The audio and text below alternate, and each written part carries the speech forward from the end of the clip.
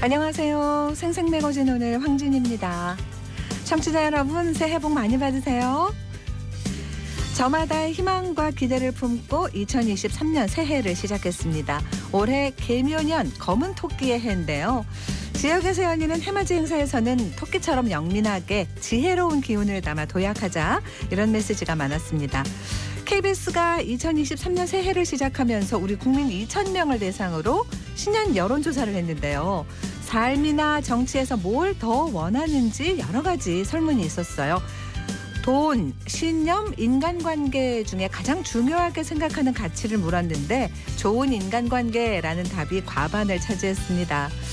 인간관계 중에서는 국가와 사회보다는 가족 우선이란 답이 압도적으로 많았고요. 내 뜻대로 사는 삶보단 타인과 협력하는 삶을 원했네요. 올해 경제나 사회적으로 힘든 한 해가 될 거다, 이런 전망이 많잖아요. 가까운 사람을 챙기고 타인과 도움을 주고받고 작지만 더할수록 커지는 힘이 모여서 저마다 전성기를 누릴 수 있으면 좋겠습니다. KBS 대구 1라디오 생생매거진 오늘 1월 2일 월요일 순서 시작합니다.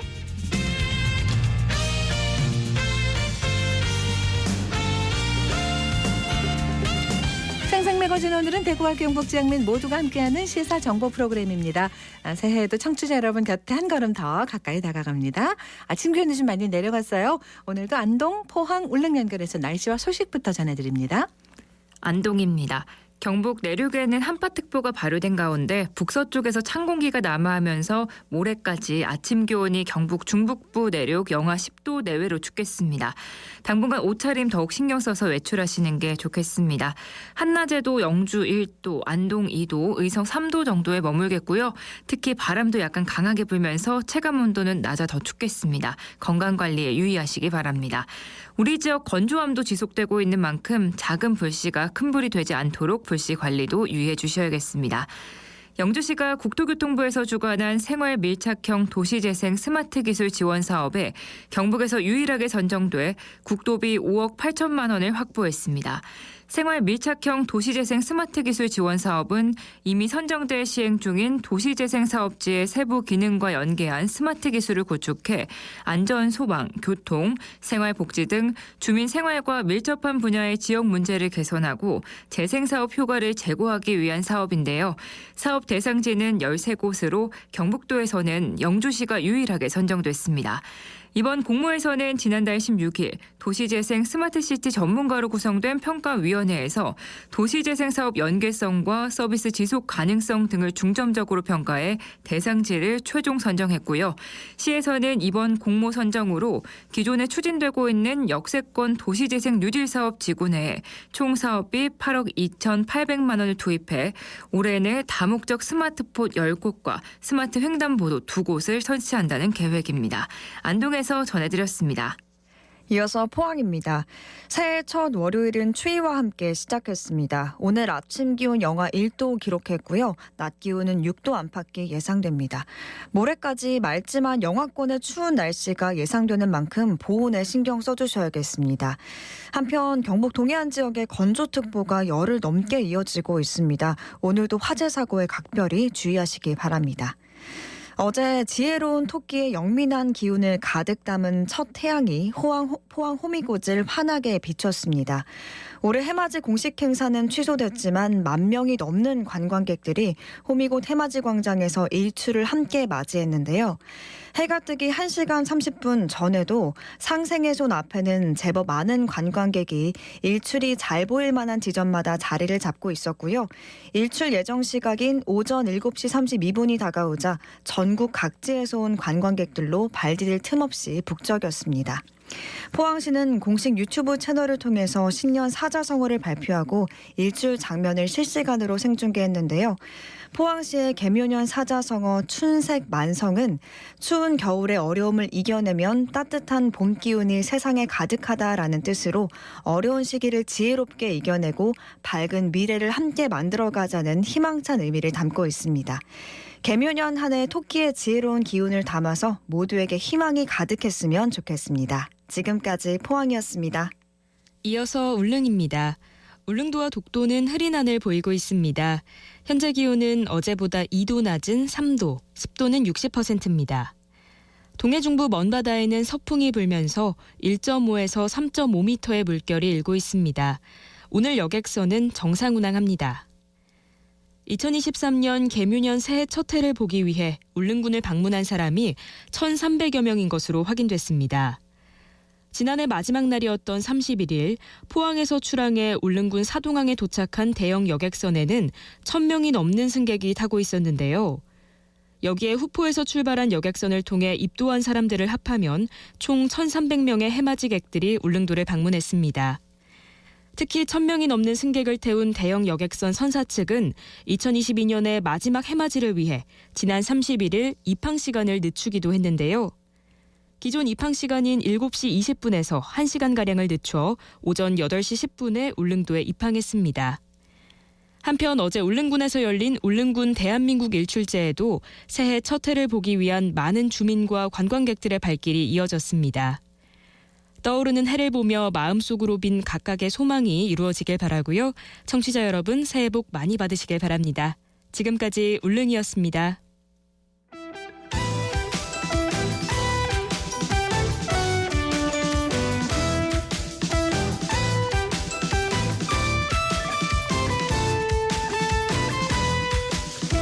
네, 오늘을 보는 키워드 뉴스 월요일에는 매일신문 차원영 기자 함께합니다. 어서 오세요. 네, 안녕하세요. 새해 복 많이 받으시고요. 새해 복 많이 받으십시오. 네네. 자, 첫 번째 키워드는요. 네, 새해 달라지는 생활입니다. 네, 2023년 올해 뭐 달라지는 여러 가지 제도들 그런 얘기죠? 맞습니다. 네, 네. 오늘은 경제생활, 소방안전, 환경위생 분야를 한번 정리를 해보겠습니다. 네네.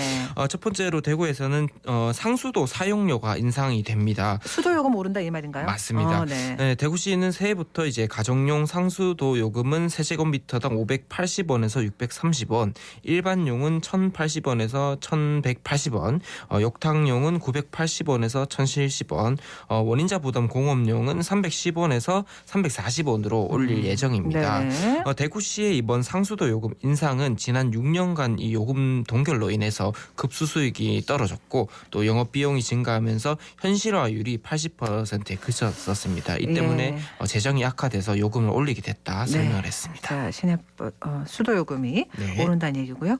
네. 어르신들 시내버스는 무료로 탈 수 있게 된다는데 이게 네. 나이가 어떻게 됩니까? 예, 일단은 70세고요. 네, 언제부터예요? 오는 6월부터 이제 만 70세 이상 대구 시민 대상으로 네. 이 대구시가 시내버스 무료 이용 제도를 진행을 합니다. 이 어르신 이동권과 생활권 확대로 삶의 질을 향상시킨다라는 취지인데요. 제도를 이용하고픈 시민분들께서는 5월부터 이 주민센터를 방문을 하시거나 또는 온라인을 통해서 신청하시면 되겠습니다. 네. 자, 경제생활 분야 큰 네. 변화 또 어떤 것들이 있습니까? 예, 전국적으로는 새해부터 이 유통기한 대신에 소비기한을 표시하는 제도가 이거 좋습니다. 시행됩니다. 네. 이 유통기한은 제품의 제조일로부터 소비자에게 유통 판매가 허용되는 기한을 이제 영업자 중심 그죠. 표시제였는데요. 판매가 가능한 기간 이거였잖아요. 맞습니다. 그죠? 네. 그런데 이제 소비기한이라는 거는 이 식품 등에 표시된 보관 방법을 준수를 하면 이 섭취해도 안전에 먹어도 이상이 된다. 없는 기한. 네. 그러니까 이제 소비자 중심의 표시제인 거죠. 네. 정부는 식품 섭취 가능 기한을 명확하게 제공해서 소비자 혼란을 좀 방지하고 유통 기한이 지나서 폐기되던 식품이 좀 줄어서 이 환경 경제적인 편익이 발생할 걸로 기대하고 있습니다. 네. 다만 올 한해는 계도 기간으로 정해서 기존의 유통 기한으로 표시된 포장지도 함께 유통이 될 예정이고요. 예. 다만 우유류 같은 경우에는 당장 소비 기한 제도에 적용은 되지 않고 8년 뒤인 2031년 오. 1월 1일부터 적용될 예정입니다. 네, 알겠습니다. 소방안전 분야는요? 예, 우선 건설원 현장 소방안전 관리자 선임이 의무화되는데요. 2020년이었죠. 경기 이천 물류창고 네네. 공사 현장 화재로 38명이 사망하고 10명이 부상하는 참사가 있었습니다. 정부가 이를 계기로 화재 발생 우려가 항상 있는 이 건설 현장의 안전 관리를 강화하기 위해서 이 건설 공사를 하는 현장이 소방안전 관리자를 의무적으로 선임하도록 할 계획입니다. 네네. 대상은 지난해 12월 1일 이후부터 신축이나 증축, 개축, 용도 변경 등을 하는 이제 건설 현장이고요. 딱 소급은 많이 안 하는군요. 맞습니다. 네네. 예, 건설 공사를 하는 시공자 측에서 직접 관리자를 선임을 해야 네. 합니다. 이 소방안전 관리자 선임 제도를 위반하면 300만 원 이하의 벌금이나 200만 원 이하의 과태료 처분이 내려질 수 있습니다. 네.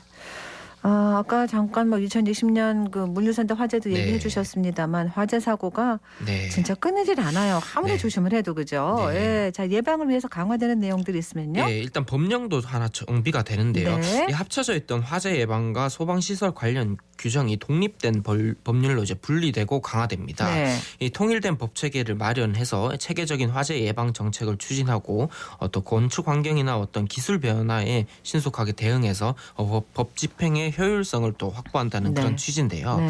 이 화재 예방 및 안전 관리에 관한 법률은 이 화재 예방을 위한 소방 기관의 이제 안전관리 예방 체계를 통합을 하고 또 소방 시설 설치 및 관리에 관한 법률 같은 경우에는 이 건축물 용도에 따라서 소방 시설 설치 기준과 이제 관리 사항을 더욱 세밀하게 규정하는 방향으로 개정이 됩니다. 소방 안전 분야 달라지는 것들 얘기해 주셨습니다. 네. 환경 위생 분야도 봐주시죠. 예, 대구에서는 이제 신천 도심 구간 관리 체계가 모두 대구시로 일원화됩니다. 네. 종전에는 신천 도심 구간 유지 관리하고 하천 점령 허가를 이 대구시 6개 구군이 나눠서 가지고 있었는데요.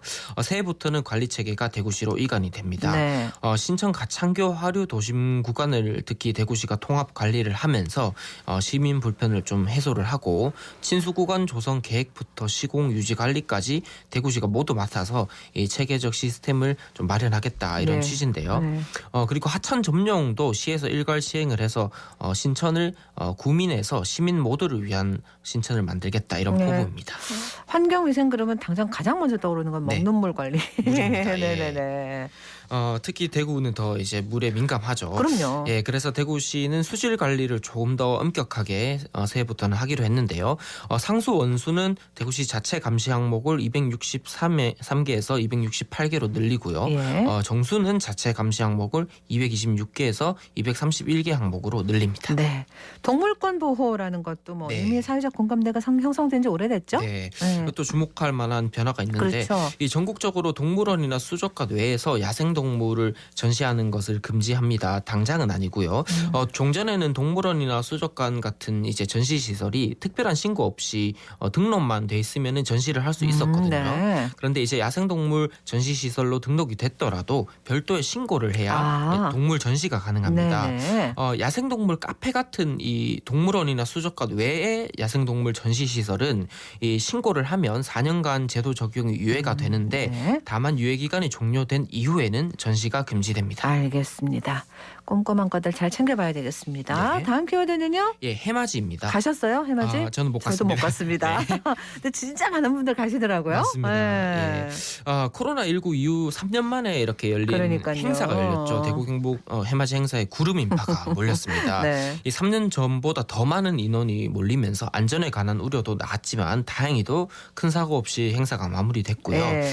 경찰과 대구시가 이번 행사에 앞서서 굉장히 긴장하는 모습도 보이면서 안전 인력을 대거 늘렸습니다. 만일의 사고에 대비를 했고요. 예. 우선 대구로 가보겠습니다. 대구 동구 동천유원지 해맞이 공원에는 어제 오전 5시 반쯤부터 가족, 친구, 연인들과 이제 해돋이를 보고 소원을 빌려는 사람들이 모여서 붐비기 시작했는데요. 네. 행사장에는 한 3,000명의 인파가 운집을 하면서 안전에 관한 우려의 목소리도 나왔지만 다행히 안전하게 마쳤습니다. 네. 아니 호미곶은 네. 뭐 어떤 행사를 할 줄 알았더니 행사는 안 했더라고요. 그런데도 많이 갔죠. 맞습니다. 네. 공식적인 행사는 없었는데 역시 네. 사람이 많이 그렇습니다. 모였고요. 경북에서는 일단 경주, 안동, 구미 등 이제 경북 17개 기초 단체가 해맞이 행사를 공식적으로 열었고 네. 포항, 영주, 영덕, 울진 4개 시군은 기존에 열던 행사를 올해는 열지 않았습니다. 네. 그런데도 이제 호미곶 같이 경북의 해맞이 명소에는 합쳐서 한 5만 3천 명의 관광객이 방문을 해서 개면연 첫 해를 바라보시면서 소원을 빌었고요. 예. 경북 경찰도 이날 경북 각지에 경찰관 520여 명, 3개 기동대, 경찰 특공대, 안전요원 등 이제 1,900여 명하고 경찰 헬기도 출동시키면서 만일의 사태에 대비했습니다. 다행히 경찰은 한 건의 사고도 없었다 이렇게 밝혔습니다. 네, 다행입니다. 네. 올해는 진짜 안전 관련해서 네. 좀 큰 걱정 안 하는 해면 좋겠다 싶습니다. 네. 네, 다음 키워드는요. 방음 터널입니다. 요거 너무 큰 사고가 났죠. 아, 네. 어디였습니까, 정확하게? 네, 2022년 작년 12월 29일 오후 1시 49분쯤이었죠. 제2경인고속도로 북의왕 IC 인근 가련 고가교에서 방음터널이 있는데 여기서 화재가 나서 5분이 사망하고 41명이 부상했습니다. 네. 국토부에 따르면 정부가 관리하는 전국의 방음터널이 일반 국도, 고속국도, 민자고속도로, 일반철도 등을 합하면 55개가 되는데요. 이 지자체가 관리하는 시설을 합하면 100개가 훌쩍 넘을 것으로 지금 집계가 됩니다. 네. 그래서 지난달 30일 열린 국토부 대책회의에서 이 국가가 관리하는 방음터널과 지자체가 관리하는 방음터널까지 다 전수조사하겠다고 했고요. 네. 그리고 화재에 취약한 소재를 쓰고 있다면 당장 공사를 중단하고 시공법을 바꾸겠다고도 밝혔습니다. 방음터널에 쓰이는 소재가 뭐 이렇게 다 같고 그런 건 아닌가 봐요. 네, 맞습니다. 네. 특히 화재에 취약한 소재가 있다고 하던데요. 이 화재 참사가 난 가령고가교 방음터널과 같은 이제 소재가 사용된 곳은 이 전국에 한 6곳 정도 된다고 합니다. 우리 지역인 대구 수성 IC 인근 대구 부산선에도 3곳이 있는데 네. 한국도로공사가 관리하는 무안 광주선을 제외하면 이 취약 소재를 쓴 곳은 모두 민자고속도로 구간이라고 합니다. 예. 특히 5곳의 방음터널이 있는 수성 IC 부근은 5곳 중 3곳이 화재에 취약한 소재로 알려지면서 지금 네. 우려를 키우고 있는 상황이고요. 그리고 일부 방음터널은 완전 폐쇄식이 아니라 절반 정도가 개방된 상태에서 또 환기가 되도록 설계된 곳도 있다고 합니다. 화재에 취약하다는 소재는 아크릴 소재인 PMMA라고 하는 건데요. 이 강화 유리보다 햇빛 투과율이 높고 또 충격에 강해서 시공이 간편해서 많이 쓴다고 합니다. 예. 근데 이제 화재에는 취약하다는 거고요. 이 방음벽 소재로 주로 쓰이고 단가가 저렴하다는 장점이 있지만 특히 이 취약점이 큽니다. 그렇습니다. 예. 시공이 간편하고 단가가 네. 가격은 싸다. 네, 네. 이거에는 어떤 안전의 위험이 그렇죠. 있다라는 게 따라오잖아요. 예, 이게 장단점이 명확한 그러니까요. 건데요. 네. 이번 사고가 나기 전이죠. 지난 2020년 8월에도 광교신도시 하동 IC 고가도로 방음터널에서 불이 나서 한 200m 정도가 불에 타기도 했는데 네. 당시에는 다행히 새벽 시간대여서 인명피해는 없었고요. 네. 이런 문제를 알아챈 감시원은 가연성 재질의 방음판이 설치된 이 방음터널이 화재에 취약하기 하다고 당시 지적을 하기도 그때 했습니다. 감사원에서 한 얘기죠. 예, 네. 맞습니다. 국토부는 이제 이 같은 문제를 해결하기 위해서 이미 7월부터 연구 영역을 하고 있었는데 이번에 이런 안타까운 또 사고가. 화재 사고가 났습니다. 빨리빨리 해야 되겠습니다. 예, 다음 키워드 하나 얼른 보죠. 예, 이케아 대구점입니다. 예, 뭐 무슨 얘기? 2023년 대구점 건립 얘기하시는 거죠? 네, 근데 이케아 대구점 건립을 위한 부지 매입이 또 연기가 됐는데, 아, 그래요? 예, 대구시에 따르면 이케아 코리아는 대구점 부지 매매 계약을 한 번 더 미루되 이르면 오는 3일 시의 서면으로 대구점 신설 관련 확정된 향후 일정을 전달을 하기로 했습니다. 건립하긴 합니까? 하기는 한다고 합니다. 이게 왜 미뤄졌을까요? 예, 이게 이케아 코리아 대구점 같은 경우는 코로나19가 워낙 길어지고 고물가, 고환율, 고금리 같은 이제 어려운 경제 여건 때문에 사업성을 조금 더 제고하겠다라는 얘기인데 기존에 이케아 코리아가 한번 한국에서 이제 사업을 한번 연기한 적이 있습니다. 있잖아요, 그죠? 충남 계룡이었는데 그러니까요. 예. 그래서 지금 대구점은 신경을 이제 좀 쓰이네요. 조금 신경이 쓰이는 예, 상황인데 예, 이케아 예. 코리아는 사업 백지화는 아니다 이렇게 얘기를 하고 있는 것으로 지켜봐야겠습니다. 알려졌습니다. 알겠습니다. 오늘 소식 여기까지 들을게요. 네, 고맙습니다. 감사합니다. 오늘 키워드 뉴스 매신문 차원영 기자와 함께했습니다.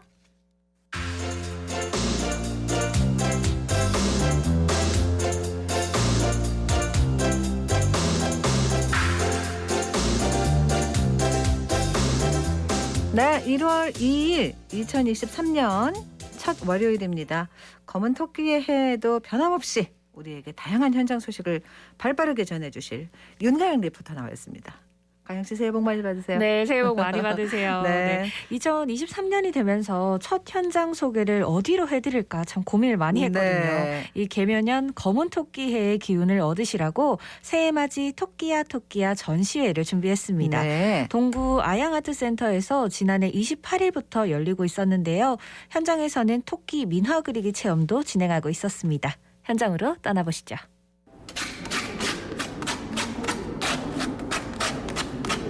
한지를 나무 판넬에 붙여야 되는데 나무가 거칠한 부분이 있으니까 사포로 정리하는 과정이었습니다. 칠하고 휴지 닦아야 되는 거 아니 물붓으로 이렇게 글라데이션이 민화에서는 바림이라고 하거든.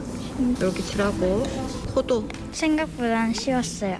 초록색 바탕에다가 흰색 토끼를 색칠하고 있어요. 엄마는 누나랑 왔어요. 토끼 색칠하고 있어요. 예, 저는 미나 강사 홍선교입니다. 토끼해라고 지금 미나로 지금 하고 있어요. 우선 한지로 그리거든요, 미나는. 그리고 동양화 물감으로 처음에 연하게 물감이 올라가서 또 말려서 또 올라가고 말려서 올라가서 해서 과정이 되게 어려워요. 시간이 많이 걸리고 이제 프린트된 토끼에다가 동양화 물감으로 그리고 있어요. 요즘 미나가 인기잖아요. 그래서 미나를 그리시니까 다 관심이 많고 재밌어 하시는 것 같아요. 미나 같은 경우는 물감이 얇게 들어가서 말렸다가 계속 그렇게 작업을 해야 되니까 조금 일반 뭐 유화라든지 아크릴 물감보다는 시간이 좀 많이 걸려요. 한 1시간 정도 잡아야 돼요, 지금은.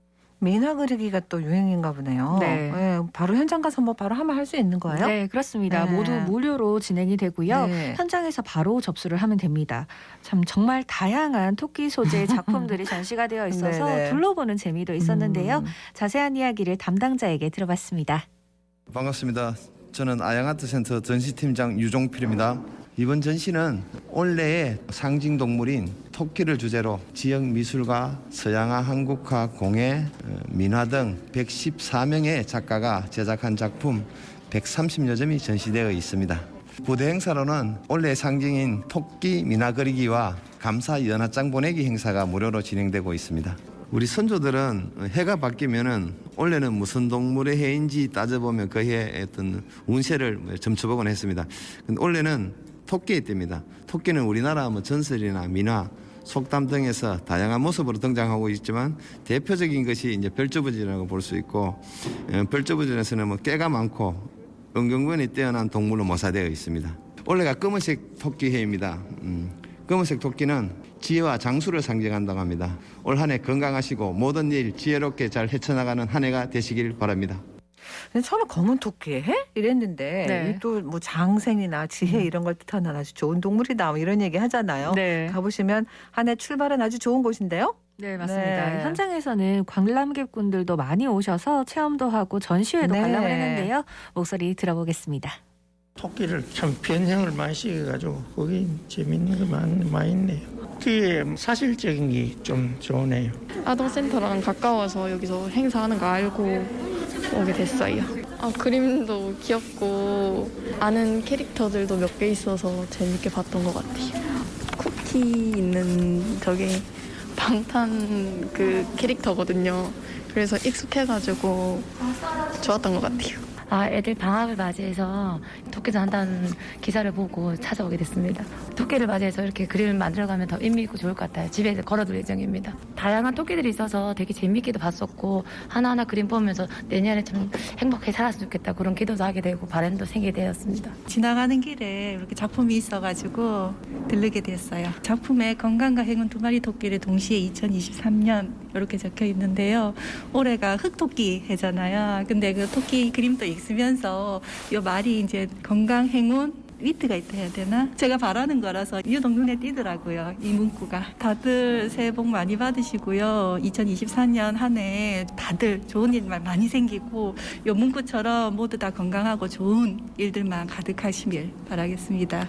토끼처럼 아주 건강하게 뛰시면서도 원하시는 일 다 이루셨으면 좋겠습니다. 토끼의 기운을 받아가지고 복 많이 받으십시오. 새해 복 많이 받으세요. 네, 2023년 새해 복 많이 받으시고요. 앞으로도 토끼처럼 발빠르게 현장 전해드리겠습니다. 그래요. 임가영 리포터 잘 들었습니다. 고맙습니다.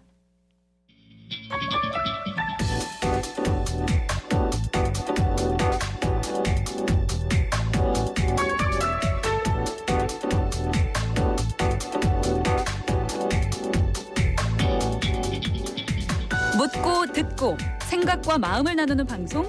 지금 여러분께서는 대구 경북을 보고 듣는 생생 매거진 오늘을 함께하고 계십니다.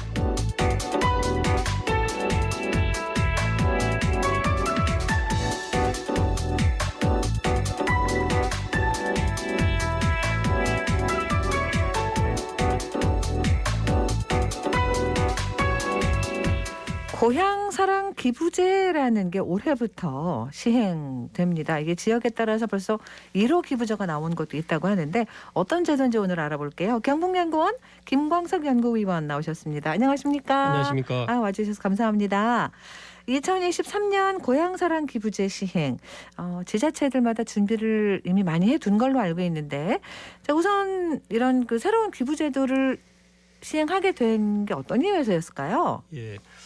고향사랑 기부제는 2007년부터 정치권을 중심으로 이제 논의가 시작됐습니다. 뭐 당시에는 고향세라는 말로 했는데 지금은 이제 고향사랑 기부금으로 이렇게 결정됐고 2007년부터 이제 논의가 시작된 후에 14년 만에 이제 제도가 돼서 이제 원래 시행을 하게 됐습니다. 2021년 10월 19일 날 법률이 제정됐고 그 이후에 이제 1년간 지자체들이 준비할 시간을 준 후에 이제 원래 1월부터 본격 시행이 되었습니다.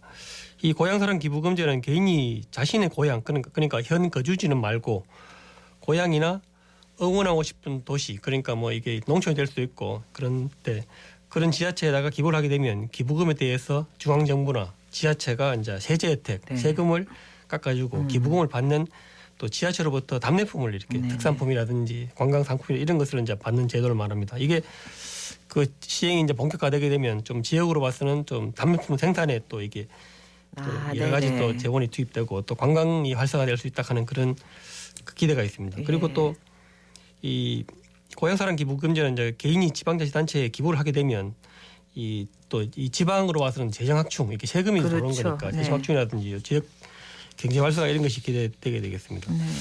그리고 이제 개인이 기부금을 내게 되면 이제 모금된 기부금은 또 지자체에서 기금으로 이렇게 설치해가지고 여러 가지 주민복지 사업, 뭐 청소년 육성이라든지 또 주민복리 사업, 다양한 사업, 그런 사업에 사용이 되게 되고 또 지자체에서는 또 이걸 투명하게 하기 위해 가지고 조례를 제정하고 또 기금심의위원회, 답례품 선정위원회 이런 것을 또 운영해서 최대한 이렇게 투명하게 하려고 노력하고 있습니다. 그럼요.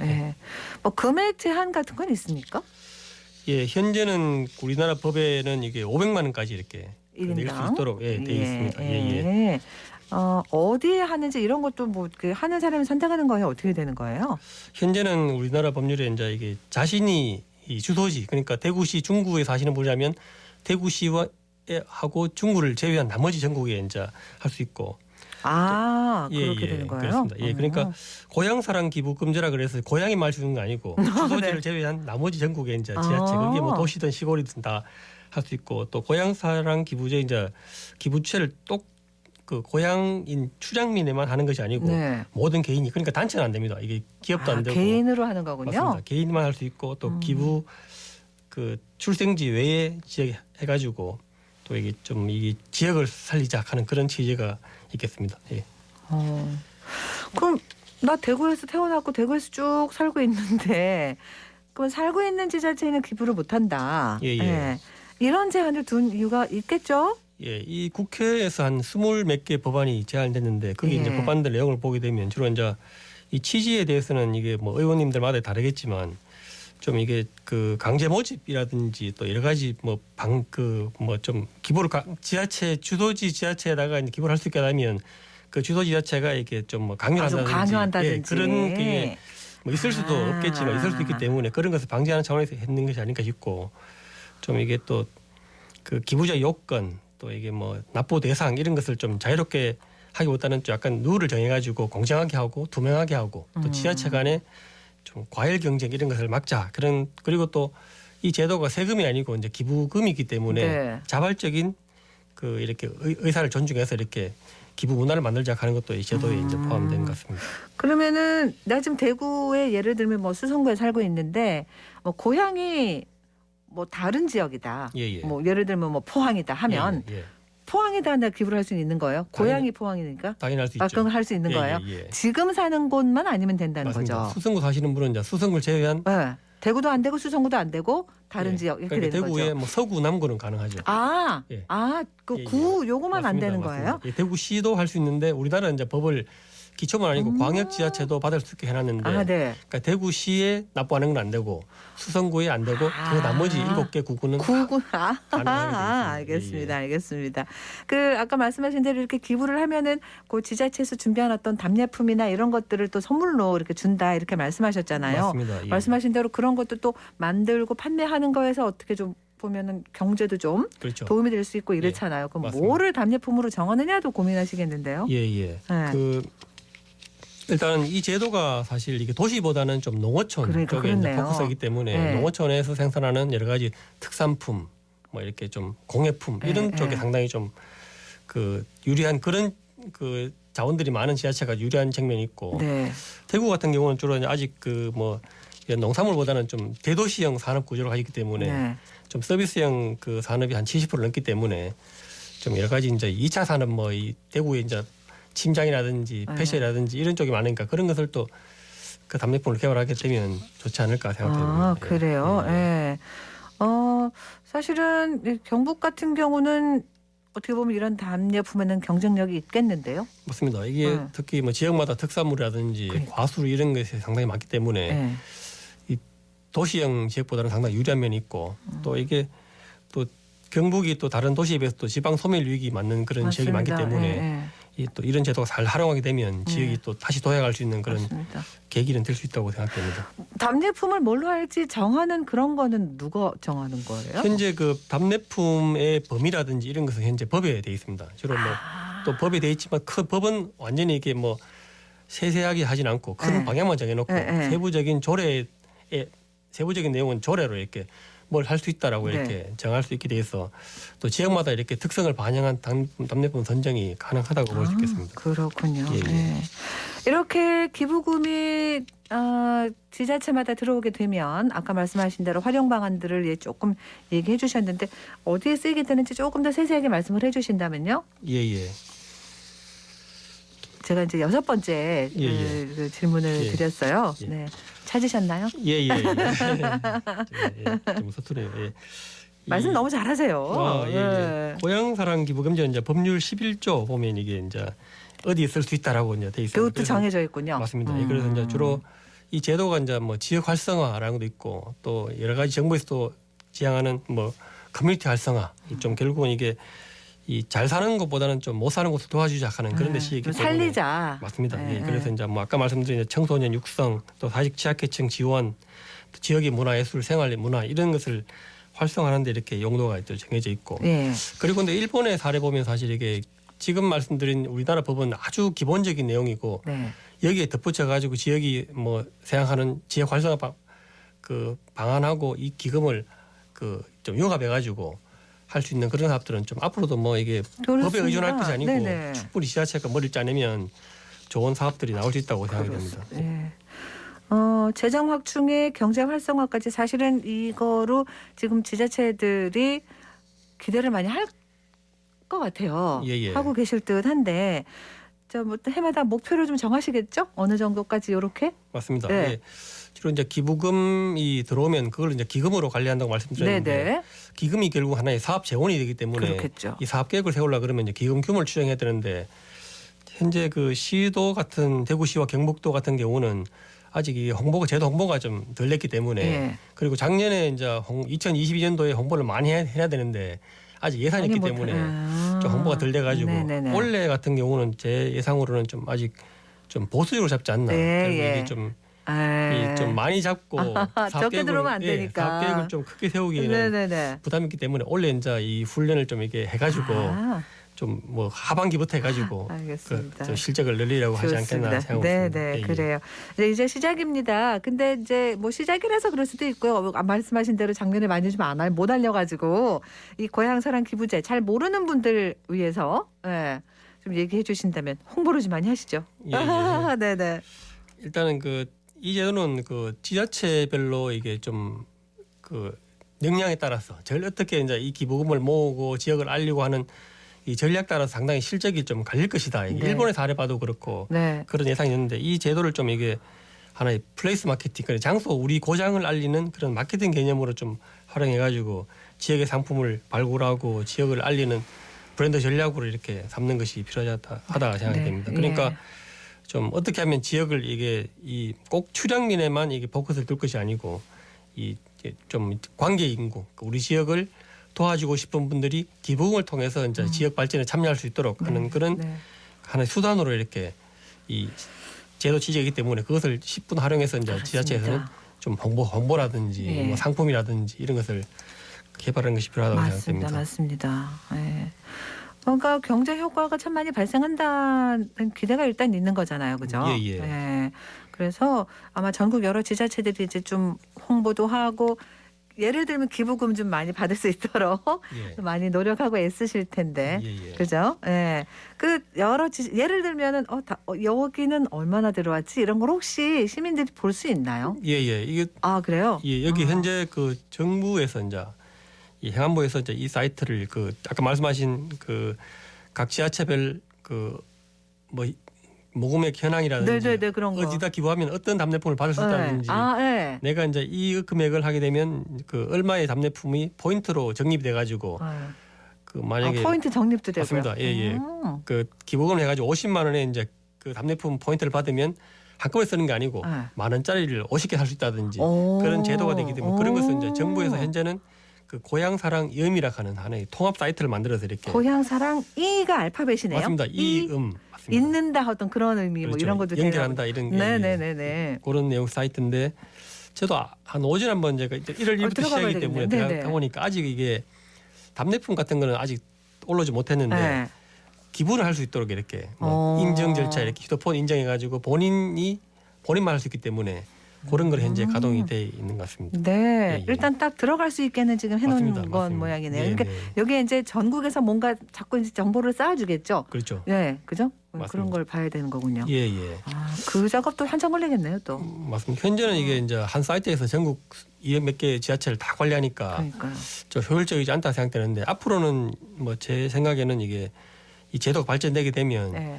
지자체별로 이렇게 좀 이렇게 뭐 사이트를 개설한다든지 아니면 또 이게 뭐 도 단위, 시 단위 이렇게 그런 전략도 생기지 않을까 생각이 됩니다. 그 오늘 이야기하시면서 일본 사례를 좀 얘기를 여러 번 하셨어요. 그러니까 이제 일본에서는 확실히 자리 잡은 거예요? 그렇죠. 일본 같은 경우는 사실 우리나라 이 모델이 일본의 모델을 그대로 이렇게 뭐 그대로는 아니지만 아주 좀 갖고 왔다. 가져왔다 이래 볼 수 있기 때문에. 특히 일본 우리나라에서 이제 여러 가지 뭐 이 지방 소멸 또 이게 지방 창생 이런 것도 일본의 사례하고 좀 연관되기 때문에 일본의 고향 같은 새 같은 경우는 이제 후루사토 납세라 그래가 하나의 세라고 되어 있습니다. 지방세. 뭐 세금이지만 결국은 뭐 기부금하고 우리나라하고 아주 비슷한 그런 제도인데 그 일본 같은 경우는 이제 우리나라 돈으로 한 작년 경우에 2021년 기준으로 한 7조 원 정도가 이렇게 7조요? 맞습니다. 7천억 엔 정도가 이렇게 그 모금될 정도로 상당히 이렇게 그 제도가 성공했다 이렇게 보통 그 뭐 다른 나라에서도 평가를 하고 있습니다. 그러니까 2008년도에 이제 제도가 도입됐는데 일본에는요? 그리고 이제 2013년도이라든지 뭐 시기마다 또 제도를 좀 이렇게 답례품을 늘린다든지 아니면 세금 공제 방식을 좀 더 쉽게 한다든지 그래서 이제 이게 초기에 비해 가지고 한 금액으로서는 한 뭐 20배 또 기부 건수는 한 135배 이렇게 아주 이게 많은 사람이 이 제도를 알고 참여하는 그런 제도로 발전했다고 볼 수 있죠. 그리고 일본 같은 경우는 사실 우리나라가 좀 IT가 더 강국이기 때문에 세금 그 기부를 하게 되면 자동으로 이제 세금 공제가 되고 하는데 일본은 초기에는 그렇지 못해가지고 자기가 직접 기부금을 내고 영수증을 받아서 지자체 우편으로 보내고 이러다 보니까 복잡해서 이제 제도가 못 퍼지다가 2015년도에 때 한번 대대적인 그 시스템을 개정해가지고 지금은 아주 쉽게 이렇게 우리나라하고 비슷하게 이렇게 방식으로 되고 있습니다. 이게 이제 마음을 어떻게 먹느냐도 일단 참 중요할 것 같습니다. 기부하는 사람 마음도 그렇고 그렇게 하면 또 챙겨주시는 어떤 지자체의 어떤 그런 마음 이런 것들 이게 잘 맞아야 되겠고 이제 마무리해야 되겠는데 어떤 점을 가장 중요하게 보시는지 여쭤볼게요. 잘 시행되려면 일단 이게 민선 8기와 이제 그 상당히 좀 밀접한 그런 과제라고 생각되고 이게 지방 요즘 이런 그 고향사랑 기부금지를 두고 지방 경영이다 이런 말도 쓸 정도로 상당히 이게 이 기존의 세금 가륵 같은 거는 정부가 걷어서 나눠주는 거지만 고향사랑 기부금지는 이제 지방이 노력하면 더 많이 거둘 수 있는 그런 제도이기 때문에 각 이제 지자체는 좀 이 기부금 유치를 해가지고 적극적인 이제 전략 이런 것을 세울 필요가 있고 또 우리 지역이 또 가장 그 잘할 수 있는 강점이 뭔가 약점이 뭔가 이런 것을 다시 한번 기부금 재라 그 관계 인구라든지 아니면 또 답례품 개발할 때 있어가지고 한번 되돌아보는 게 필요하고 찾아야 되겠다. 맞습니다. 지금 시간이 좀 오버돼가지고요. 이렇게 마무리하고요. 진행 과정 또 다음에 궁금하면 또 한번 모셔야 되겠습니다. 네, 고맙습니다. 오늘 말씀 고맙습니다. 예, 고맙습니다. 네, 대구 경북연구원입니다. 경북연구원 김광석 연구위원과 얘기 나눴습니다.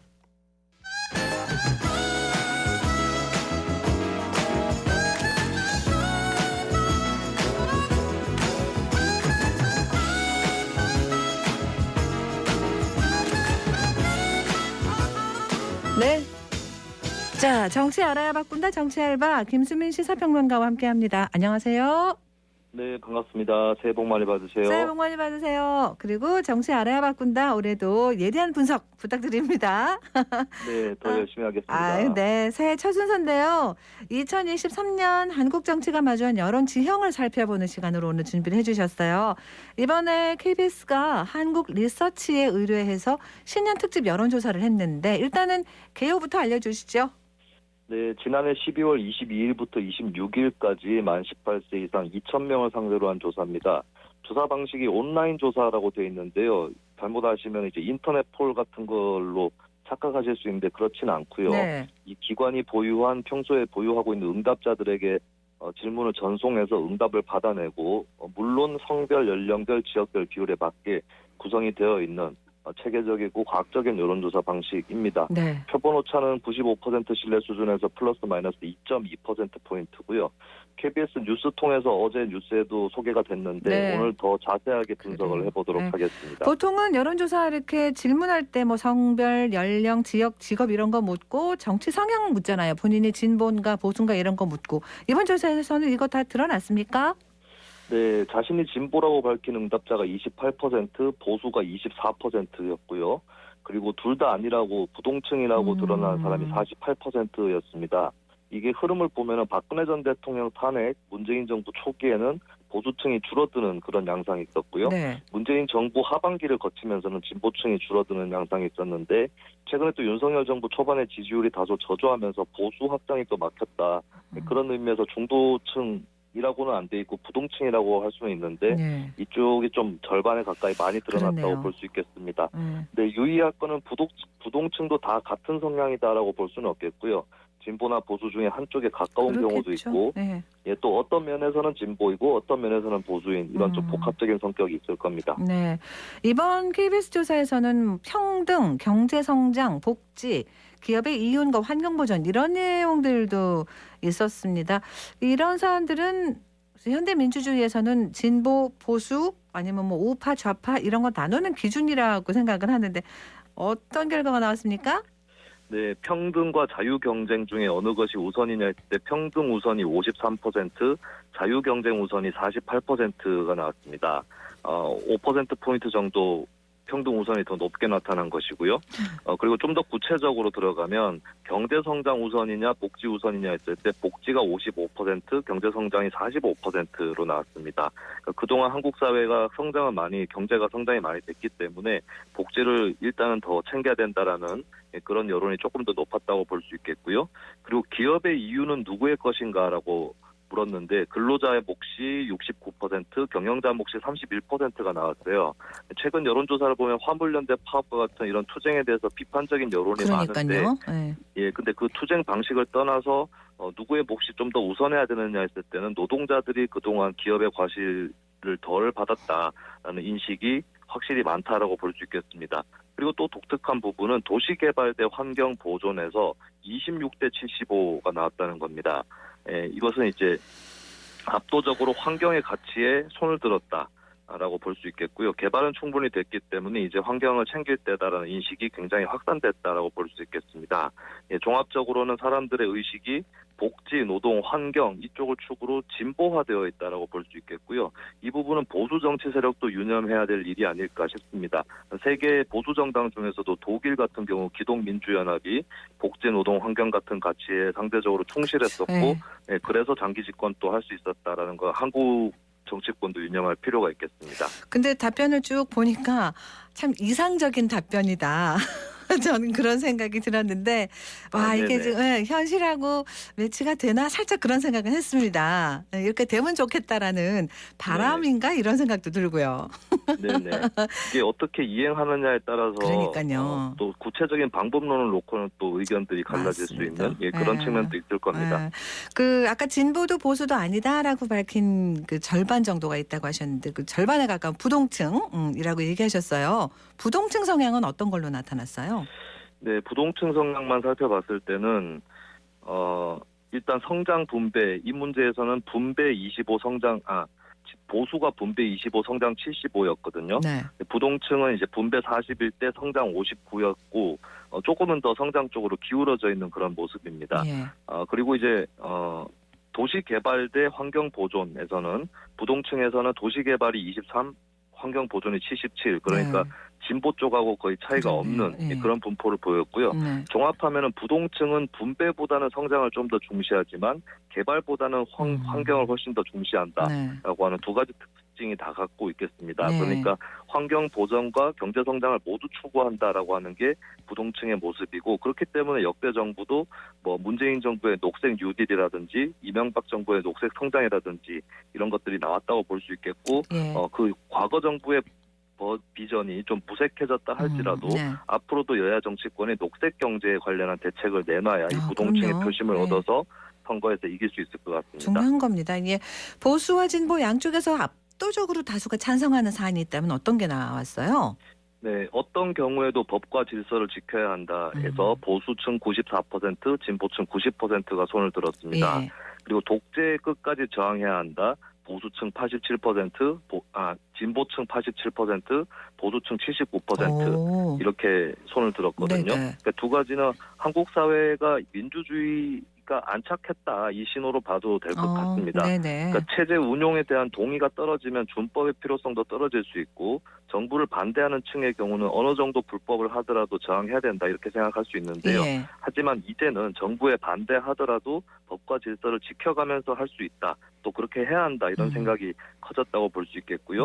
그리고 독재의 끝까지 저항해야 된다의 보수 응답층 절대 다수도 긍정을 한 것은 이제 적어도 독재는 안 된다라고 하는 생각이 확산이 되었고 또 내가 지지를 하지 않는 상대편도 독재를 할 수도 있는 거기 때문에 그 전반적으로 일반적으로 독재에 대해서는 저항해야 된다 이런 생각이 커졌다고 볼 수 있겠습니다. 그래요.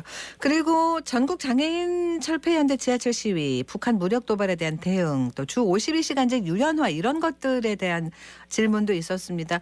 자, 진보층, 보수층, 부동층 선택은 어땠을까요? 네, 전장현 지하철 시위에 대해서는 반대 여론이 높았는데요. 진보층에서도 41%는 중단해야 된다라는 답변이었습니다. 그러니까 방식에 대해서 타인에게 불편을 끼치는 것은 반대다. 뭐 이런 여론이 있는 것이고요. 북한 무력 도발에 대해서는 이제 그에 상응하는 수위로 대응해야 된다라는 응답이 보수층 77%, 진보층 42%, 부동층 56%로 나타났습니다. 그래서 부동층의 대북 안보 인식을 포함해서 조금 더 이제 북한에 대해서는 대북 강경책, 뭐 보수층 인식에 더 가깝다라고 볼 수가 있겠고요. 다만 진보에서도 강력 대응 필요가 높다라는 응답이 많았다는 걸 참고해야 될 것 같습니다. 그리고 주 52시간제 유연화 문제에서는 진보에서는 찬성 28 반대 69, 보수에서는 찬성 65 반대 27이 나왔는데요. 부동층에서는 찬성 39 반대 48이 나와서 이 부동층은 안보 분야에서는 대북 강경을 좀 더 선호하지만 경제 분야에서는 조금 더 진보층에 가까운 생각을 갖고 있다라고 하는 게 드러났습니다. 자, 이번에 대통령 지지율도 좀 살펴볼까요? 네, 이건 KBS 조사에 발표된 것은 없기 때문에 다른 조사를 인용을 하겠습니다. SBS가 넥스트 리서치에 의뢰한 조사고요. 12월 30일부터 31일까지 전국 18세 이상 1,005명을 상대로 조사를 했습니다. 전화 면접 조사였고요. 표본 오차는 플러스 마이너스 3.1%포인트 수준인데요. 윤석열 대통령 국정 운영 잘하고 있다 36.8%, 잘못하고 있다 54.7%가 나왔습니다. ARS 조사들에서 40% 이상 지지율이 나오는데 여기서 전화 면접에서는 조금 더 낮게 나왔고요. 그리고 어느 정도 상승세인 것은 맞는데 매우 잘못한다 35.0%로 긍정평가 전체층과 비슷하다. 그래서 윤 대통령의 숙제는 지지율을 올리는 것뿐만 아니라 반대층의 부정평가 강도를 낮출 필요도 있다. 라고 하는 것이 과제로 더불어 남아 있습니다. 예. 이번 최근 정치 현안 중에 그 설문조사한 걸로 보면은 지난해 말에 국회에서 부결된 더불어민주당 노웅래 의원 체포 동의안에 대한 얘기도 있었어요. 네, 부적절하다가 58.4%, 적절하다가 24.2%로 나왔거든요. 네. 민주당 지지층에서도 부적절하다가 41.7%가 나왔습니다. 그러니까 민주당 지지층도 민주당이 하는 모든 행위에 따라가지 않는 그런 지지층이 있다라고 하는 것이기 때문에 민주당 입장에서도 10년에 특별히 유의해야 될 대목이라고 볼 수 있겠습니다.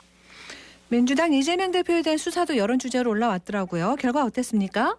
네, 법과 원칙에 따른 수사가 54.5%, 정치보복 수사가 38.3% 이렇게 나왔습니다. 그러니까 윤석열 정부를 부정평가하는 층 사이에서도 이재명 대표 수사는 정당하다라고 보는 층이 뚜렷하게 어느 정도 형성이 돼 있는 것이고요. 그렇기 때문에 민주당 입장에서는 이제 윤석열 정부에 대한 반감이 민주당에 대한 수사를 막아주는 힘이 될 수는 없다. 그 점을 참고해서 이제 검찰 수사에 대응을 하는 것이 올바르다고 보여집니다. 알겠습니다. 오늘 여기서 마무리하겠어요. 말씀 고맙습니다. 예, 감사합니다. 네, 정찰바 김수민 시사평론가와 함께했습니다. 교통정보입니다. 서유리 리포터. 네, 먼저 시내도로 정보입니다. 달구벌대로 신당내거리에서 성서내거리까지 속도 살짝 떨어져서 지나지만 그 외에는 전 구간이 양방향으로 소통 원활합니다. 국채보상로는 막히는 구간 많은데요. 서대구 공단 내거리부터 서성내거리 구간 양방향으로 정체되고 공평내거리에서 동신교 구간, 구 MBC 내거리에서 무열대 내거리 구간도 양방향으로 제속도 못 내고 있습니다. 계속해서 고속도로 상황입니다. 경부고속도로 부산 방향 구미나들목에서 북대구 나들목까지 시원하게 이동하고 중앙고속도로 춘천 방향 다부나들목에서 군위분기점까지 막힘없이 지납니다. 중부내륙지선 창원 쪽은 금호분기점부터 서대구 요금소까지는 어려움 없이 지나지만 서대구 요금소부터 막히기 시작해서 남대구 나들목까지 서행 흐름 보입니다. 지금까지 이 시각 교통정보였습니다. 새해 계획들 많이 세우셨습니까? 계획이란 게 어떤 일을 하겠다 이런 준비기도 하고 또 일을 시작하기 전 마음가짐. 마음 자세부터 다 잡는다 이런 의미가 크죠. 대구시와 경상북도도 힘찬 출발을 선언하면서 새로운 계획들을 내놓고 있습니다. 관심 가지고 한번 살펴보시면 좋겠습니다. 1월 1일 월요일 생생매거진 오늘 여기까지입니다. 함께해 주신 여러분 고맙습니다.